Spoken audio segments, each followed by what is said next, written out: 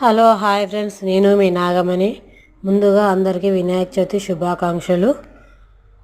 నేను ఈరోజైతే నా చిన్న బుజ్జగన్ పైన మా ఇంటికి తీసుకొచ్చుకొని ఇలా పూజలు చేసుకొని పండ్లు పలహారాలు నైవేద్యాలు ఆకులు అన్నీ పెట్టుకొని అయితే నాకు దూసినంతలో నేనైతే చిన్నగా పూజ చేసుకున్నా. మాకు కలశం ఆనవాయితీ లేదు కాబట్టి నేను పెట్టుకోలేకపోయినా, మామూలు పూజనే చేసుకున్నా. నేనైతే ఉండ్రాళ్ళ పాయసం అన్నం.